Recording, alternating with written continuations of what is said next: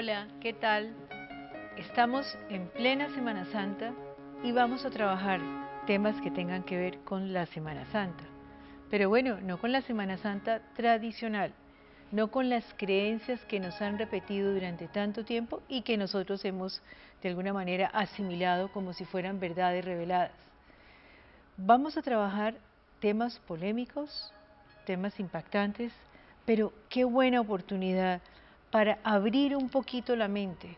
Lo más valioso de todo es darnos la oportunidad de escuchar al menos algo diferente y no seguir repitiendo la cantidad de mentiras que nos han dicho. Tal vez de las cosas que más me impresiona de este siglo XXI es que pareciera que estuviéramos quitándole un velo a cualquier cantidad de cuentos y mentiras de toda índole, políticos, religiosos, antropológicos, tantas mentiras que nos han dado. Solamente les pido una atención y una apertura mental. Con nosotros va a estar el doctor Alexander Vallecilla, pero voy a leer un textico muy cortico de lo que va a ser lo que vamos a conversar. A pesar de contarse entre las figuras más influyentes en el mundo occidental, desconocemos muchos detalles de la vida de Jesucristo, en especial la etapa transcurrida entre su niñez y el inicio de su ministerio religioso. ¿Qué pasó entre el 1 y 33 años? La Iglesia afirma que Jesús nació de una virgen, pero en realidad solo 2 evangelistas, Mateo y Lucas, dicen tal cosa, ya que Marcos y Juan omiten este tema tan básico en la doctrina cristiana. También la Iglesia asegura que ascendió a los cielos, pero esto es solo narrado por Lucas y Marcos, olvidando los otros 2 evangelistas tan trascendental episodio. Si lo leemos detalladamente nos daremos cuenta que ni siquiera se ponen de acuerdo ni en la fecha ni en la hora de la muerte de Jesús. Y estas son solo algunas de la gran cantidad de contradicciones y omisiones que aparecen en los evangelios, al compararlos entre sí. Si la biografía del Nazareno es confusa en estos 2 episodios tan fundamentales, ¿de qué podemos estar seguros? Vamos a meternos en camisa de 11 varas, pero me encanta porque cuando una persona nos puede ayudar a aclarar, bien vale la pena correr el riesgo. Doctor Alexander, muchas gracias por estar aquí. Gracias, Gloria, por la invitación y bueno, sí, es un tema definitivamente muy polémico y que definitivamente tenemos que auscultar en cierta manera la información que ha sido vetada desde una época hasta nuestros tiempos, y estamos hablando de una época cuando se iniciaron específicamente los concilios, y el más famoso de todos, que es el concilio de Nicea, que fue en cierta manera convocado por Constantino, el emperador de la época, el que básicamente tiene que tomar una decisión. ¿Por qué?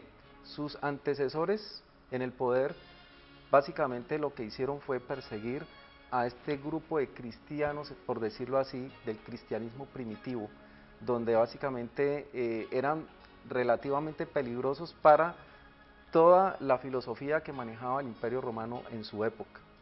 Hasta que llega el momento en que Constantino tiene que decidir dentro de su mandato si él sigue el mismo ejemplo de sus otros antecesores en el poder o aceptar en cierta manera cómo poder relacionar este tipo de religión creciente en la época y convertirla entonces en la religión oficial del imperio. Hay dos, a ver, para aclarar un poquito en la ignorancia. Está un, un cristianismo primitivo donde ya, entre comillas, ha nacido y ha muerto Cristo. Exactamente. Y ese cristianismo, ¿qué lo marcaba? ¿Por qué era amenazante? ¿Por qué era revolucionario ese cristianismo? Porque cuando se analizan los textos que se descubren en el año del 47 y también en el año del 45, y uno muy revelador en el 68, que ese sí no hay conocimiento absoluto y está vetado específicamente por la calidad de la información que maneja, se da uno cuenta que la información, o por lo menos lo que Jesús dialogaba con sus apóstoles, era, digamos, una información que tenía que ver con carácter espiritual, pero también de lo más profundo de lo espiritual que se pueda llegar a entender. Y que el tipo de frases y comentarios que él daba generalmente cuando hablaba para el público en general, siempre decía, el que tenga oídos para oír que oiga, y el que tenga entendimiento que entienda, el que tenga ojos para ver que vea. Y después de él disertar todo esto a nivel público, se reunía con sus discípulos y hablaba con ellos precisamente en la profundización de todos los temas que había hablado en público. Pero aún así, estos 12 personajes que habían sido seleccionados por él no tenían mucho conocimiento con respecto a lo que él quería referirse en la parte espiritual. Solamente parece ser que habían 3 o 4 apóstoles que le entendían lo que él decía. ¿Por qué era revolucionario? Muy bien, aquí está este cristianismo y aquí está el Imperio Romano y Constantino. ¿Por qué era revolucionario? ¿Por qué era amenazante? Bien, el Imperio Romano generalmente manejaba una estructura panteísta con respecto a la multiplicidad de dioses que ellos manejaban.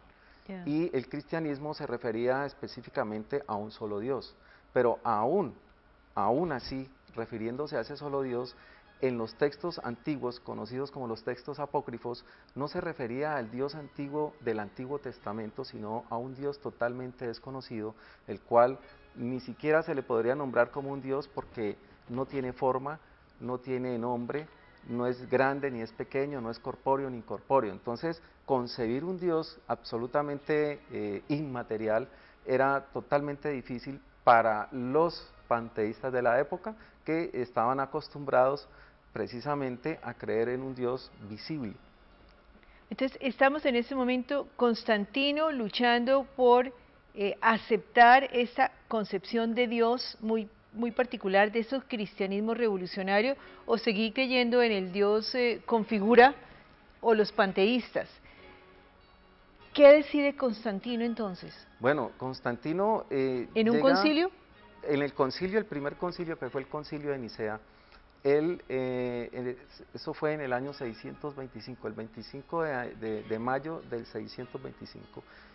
Constantino decide entonces hacer una reunión, digamos, espectacular con respecto a todos los clérigos, sacerdotes, cardenales de diferentes partes del mundo, por lo menos lo que era Asia Central, Asia Menor y Persia y todo lo que en sí constituía la parte que tenía que ver en este sentido en el Medio Oriente, inclusive. Bueno, pero me va a contar qué va a pasar en esa reunión ahora después de comerciales. Bien, con gusto.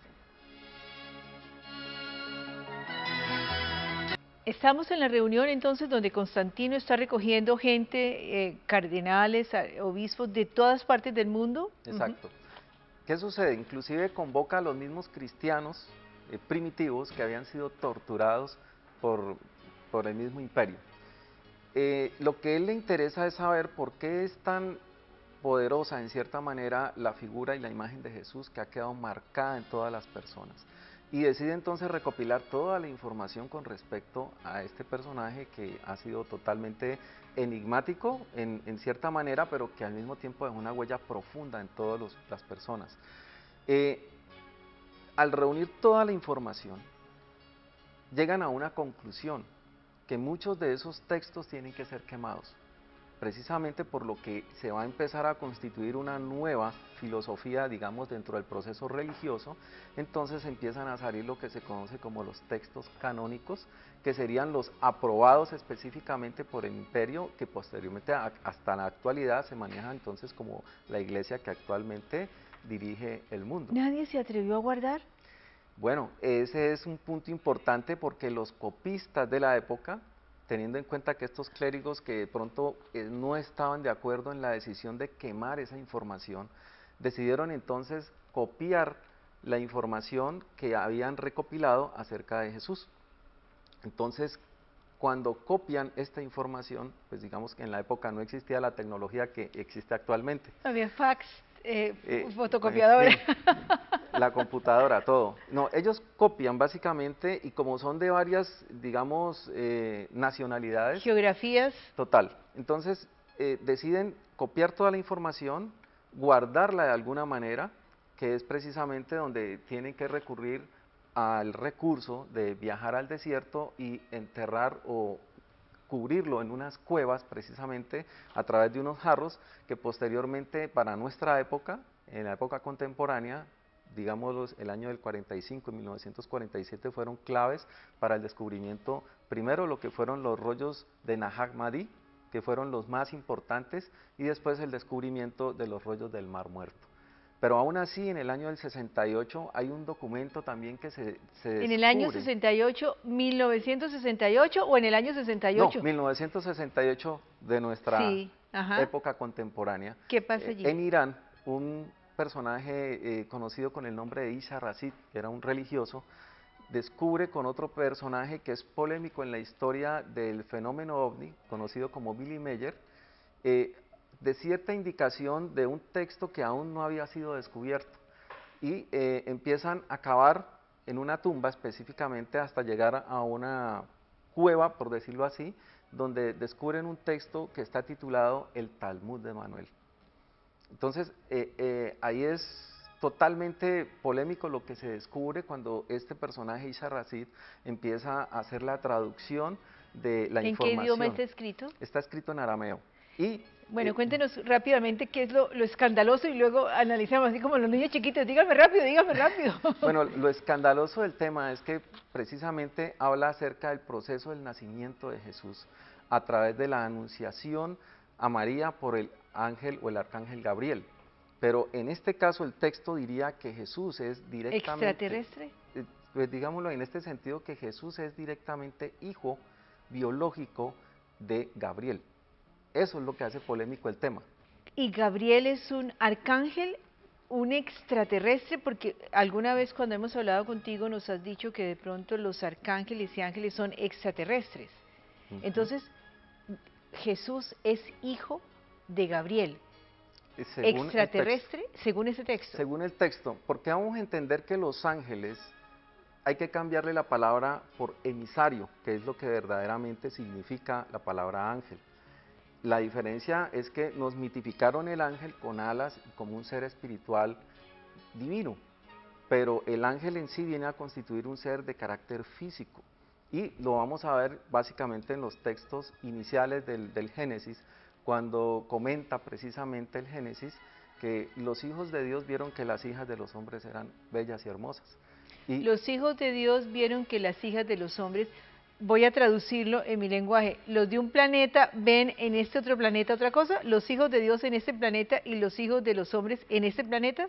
Exactamente, pero entonces estamos hablando de la interacción de lo que anteriormente ya habíamos hablado en otros programas acerca de lo que tiene que ver en la historia sumeria, en Mesopotamia, con lo que en la Biblia se conoce Nefilín y que en la historia sumeria se conoce como Anunnaki, que significa los que del cielo llegaron a la tierra. Entonces, en este ¿Y Gabriel es de allá o Anunnaki? ¿Qué es Gabriel? ¿Un Anunnaki? Bien, entonces Anunnaki traduce específicamente de los que del cielo llegaron a la tierra, pero estamos hablando de un cielo físico que vienen precisamente a este plano tierra para hacer, digamos, toda la obra específicamente que generaron a través de todo lo que se conoce en la historia, tanto bíblica como también de otras culturas. ¿Por qué eran más bonitas las mujeres de los hombres? Bueno, tendríamos que referirnos entonces directamente a lo que pasó en la historia de los Anunnakis o los Nefilim cuando llegaron acá.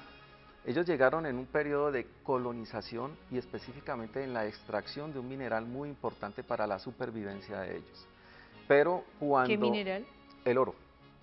Era un metal más bien, el oro. Este concepto que era de supervivencia para ellos generó entonces simplemente que la presencia de ellos aquí sería específicamente de carácter traer el oro minero, ¿sí? Sí. El problema fue que hubo digamos, la primera huelga de aquella época donde ellos dijeron no queremos seguir trabajando más en esta obra esclavizante hasta que no Los hombres a los Anunnaki. Los Anunnakis a los mismos Anunnakis. Ah, bueno, pero me vas a contar esa historia después de comerciales. Bien.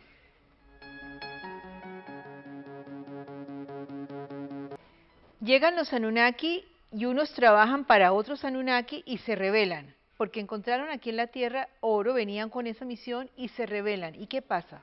Bueno, entonces es ahí donde dentro de lo que fueron los primeros científicos Anunnakis tienen que empezar a pensar en una solución viable.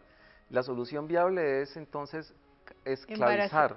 esclavizar, en este caso esclavizar a una raza de primates que habrían realizado de alguna manera la, la transformación en lo que similarmente ellos eran, o sea, lo que era la hibridación específicamente. En esta hibridación entonces logran el producto final, que es el concepto de lo que ellos llaman hombre. Y hombre en la etimología de la palabra está específicamente relacionado con los grandes primates. Pero entonces, en este caso, y históricamente también, si lo podemos analizar, en los estudios de antropología y arqueología básicamente descubren que existen tres razas diferentes, o por lo menos las más representativas de primates, que era Nardental, Cromañón y Homo sapiens. El Homo sapiens es básicamente lo que somos nosotros actualmente. Y de ahí básicamente radica todo ese proceso. Pero volviendo a la historia de por qué entonces los hijos de Dios se enamoran de las hijas de los hombres, es porque ellos están en un planeta lejano a su planeta natal y están en un periodo de abstinencia sexual total, porque es un comando solamente de puros hombres, Ya. o en este caso pues género masculino ¿Había dentro de los Anunnakis mismos femeninas? Anunnakis. Sí, exacto. Pero ellos no vienen con Anunnakis Sí femeninas. vinieron en la misión específicamente, como lo habíamos comentado anteriormente, como enfermeras, y que también ayudaron a la parte de la progenie específicamente Ya, del producto final hombre, ¿no? ya, ya. En En ese los proceso. experimentos que hicieron o algo ellos. ¿Sí? Listo. Entonces, ¿y qué les llama la atención de esas mujeres de Homo sapiens? Eh, bueno, lo que pasa es que son muy similares a ellos Ujú. físicamente, con algunas diferencias que son la estatura, ¿cierto? De que radica entre la diferencia entre ellos y nosotros. ¿Nosotros más chiquitos? Sí, total. La estatura normal promedio de un Anunnaki o de un Nefilín es alrededor de 2,5 metros. Juepucha. Y nosotros, pues, si bien nos va 1,70 m, 1,80 m, pero es ahí donde nace también la historia del versículo bíblico que dice que después de que estuvieron con ellas y cogieron de cuantas ellas quisieron, pues se las embarazaron, y de ahí nacen los gigantes.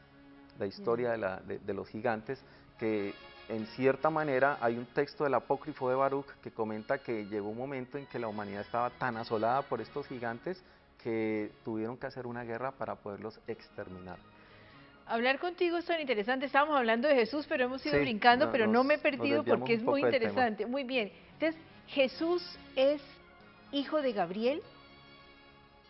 El texto del Talmud de Manuel, que lo hace tan polémico en específico de lo que comenta en la traducción que hizo Isa Racid, es lo que viene a decir que el anunciador en cierta manera sería entonces en sí el padre biológico de Jesús. ¿Y quién y qué mujer?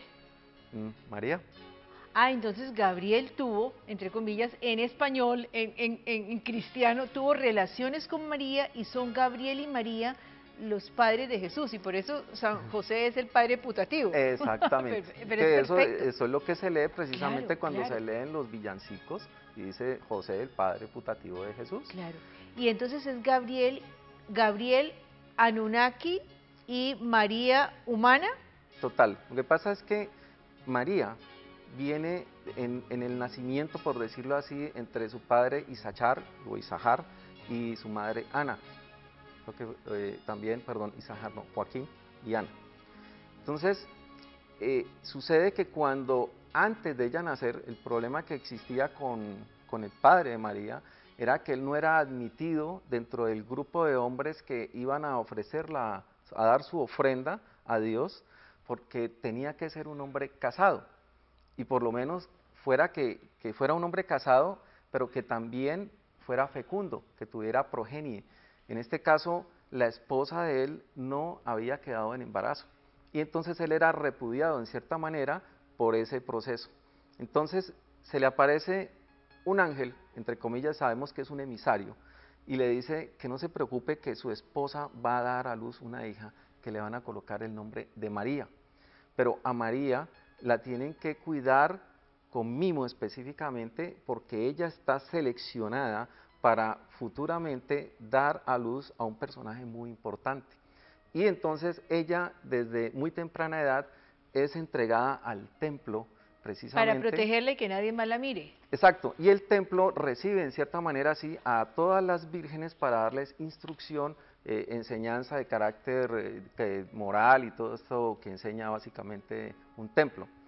Es como, por decir en cierta manera, Un convento. parecido a un convento. Un convento. Cuando ella cumple la edad de 14 años, es la edad precisamente donde en el templo se preocupan y dicen, ya todas las mujeres que cumplen esta mayoría de edad de 14 años, tienen que salir del templo y conseguir esposo, porque no podemos dejar que pase más tiempo. El problema entonces es que no saben qué hacer con María porque ella dice que no se va a casar porque ya desde muy niña le venían diciendo que ella tenía que estar preparada para recibir simplemente a Dios. Entonces viene una preocupación grande entre los sacerdotes del templo que llegan y dicen, ¿qué vamos a hacer con este caso? Porque se nos puede convertir en un problema. Hacen una reunión entre todos los, digamos, sacerdotes y concluyen que tienen que llegar a un ritual antiguo para poder entonces consultar al oráculo, dicen los textos, pero del oráculo sale una voz que le dice, tienen que hacer el ritual de la vara. Digámoslo así, el ritual de la vara es que se reúnen todos los jóvenes que están solteros, pero en este caso José, que posteriormente se vuelve el esposo de María, no era tan joven.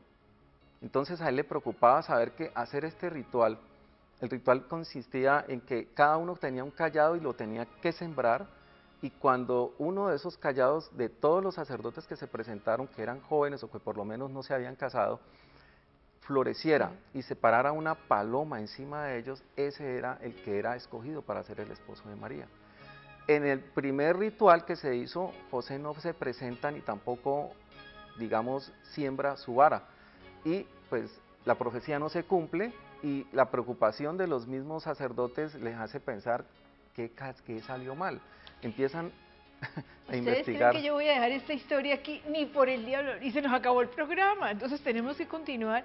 Hey, es interesantísimo oír a Alexander, es increíble. Casi que la única cosa que realmente me impacta es por qué nos han mentido tanto. Pero bueno, vamos a continuar la próxima semana. No se lo pierdan, está como ni las mil y una noches ni las telenovelas. Estamos en lo mejor, estamos allí en el proceso rodeando a María a ver cuál se casa con María. Esto es una historia real, muy impactante en Semana Santa, pero quiero que la sigan escuchando la próxima semana. Muchas gracias, que la pasen bien.